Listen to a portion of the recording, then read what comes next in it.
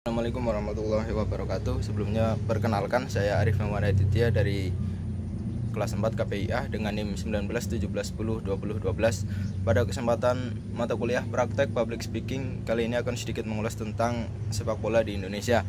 Jadi pada Maret 2019 lalu sepak bola Indonesia itu kompetisinya dihentikan dengan alasan yang global, yaitu pandemi virus corona yang melanda hampir seluruh dunia waktu itu. Karena itu baru awal ya, di bulan Maret.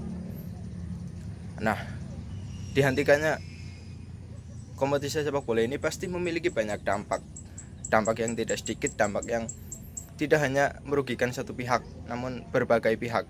Karena sepak bola ini adalah ditopang oleh berbagai kepentingan, dari mulai bisnis, hobi, hiburan, olahraga, hingga banyak hal lain lah yang menopang dari sisi sepak bola itu. Nah, dengan dihentikannya kompetisi, tentu banyak pihak yang merasa dirugikan, merasa rugi, tapi itulah yang memang terjadi pada saat ini. Nah, kerugian ini tidak hanya dirasakan oleh para investor yang memiliki klub, bukan hanya dirasakan oleh federasi, bukan hanya dilaksanakan oleh operator liga, tapi bahwa dihentikannya kompetisi sepak bola ini merugikan juga masyarakat kecil.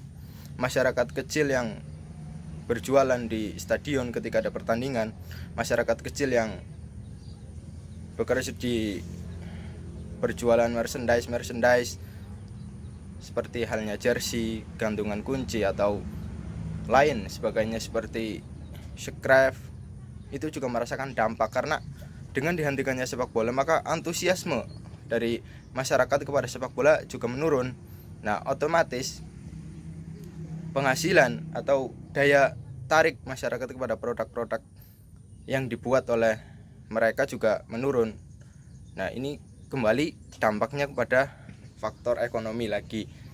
Jadi sepak bola ini berkaitan erat dengan faktor ekonomi lah, karena dari sisi finansial sepak bola juga disponsori oleh berbagai macam perusahaan besar yang tentu juga diisi oleh banyak orang-orang atau banyak pekerja.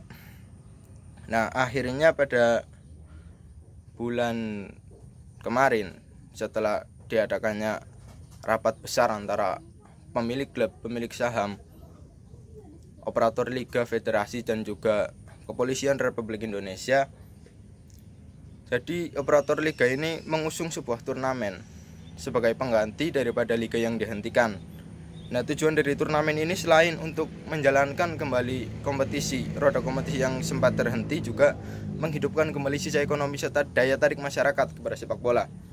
Nah, karena sepak bola merupakan hajat hidup bagi banyak orang. Tidak hanya para investor, tidak hanya para pihak-pihak yang berkepentingan untuk berbisnis di sepak bola, tapi juga antusiasme para pendukung, para supporter itu juga sangat tinggi kepada sepak bola itu. Makanya diadakannya kembali kompetisi sepak bola ini sangat didukung oleh banyak pihak, meskipun juga tidak sedikit juga yang mengecam, tidak sedikit yang memprotes adanya, kenapa di tengah kondisi yang masih pandemi kok sepak bola diadakan lagi. Termasuk dari IPW, Indonesian Police Watch, itu mengatakan bahwa kalau sepak bola diadakan berarti sama saja membunuh masyarakat, seperti itu. Intinya seperti itu.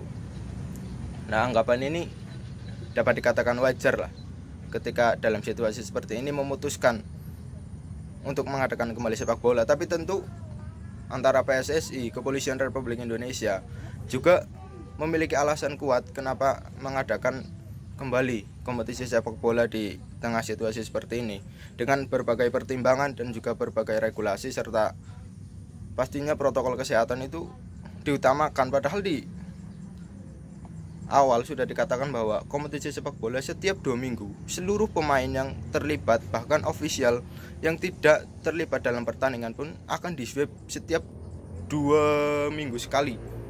Jadi seperti itu.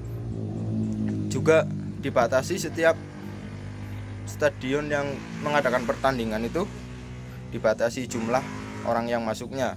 Setelah itu juga kepolisian juga sudah